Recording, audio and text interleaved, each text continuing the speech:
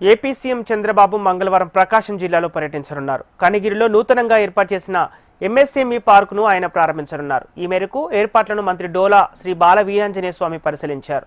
MSME park నిర్మాణం కోసం ప్రభుత్వం 50 ఎకరాల భూమి కేటాయించిందన్నారు. ఎంఎస్ఎంఈ పార్కు ఏర్పాటుతో స్థానికులకు ఉపాధి అవకాశాలు లభించనున్నాయని తెలిపారు. ఉద్యోగాల కల్పన కోసం ప్రభుత్వం కృషి చేస్తుందని మంత్రి డోలా తెలిపారు. రేపు జరిగేటువంటి సదస్సులో 7.5 లక్షల ఉద్యోగాలు కల్పించడం కోసం రేపు సిఐ సబ్మిట్ చేస్తున్నాం. ఈ రాష్ట్రంలో పెట్టుబడుల ప్రోత్సాహకానికి, పెట్టుబడులు ఆకర్షించడానికి గౌరవ ముఖ్యమంత్రి గారు స్వయాన విదేశాలకు వెళ్ళటం పారిశ్రామికవేత్తలను ఆకర్షిస్తూ ఉన్నారు. మా లోకేష్ బాబు గారు ఐటీ విద్యాశాఖ మంత్రి కూడా విదేశాల్లో వెళ్ళి పరిశ్రమల్ని మన రాష్ట్రానికి రప్పించేందుకు వారి ఎనలేని కృషి చేస్తున్నారు. వారిద్దరే కాకుండా మన ఉన్నటువంటి మంత్రులందరూ, ఉప ముఖ్యమంత్రి అందరూ కూడా ఈ రాష్ట్ర అభివృద్ధిలో కీలకంగా వ్యవహరిస్తూ ఉన్నారు.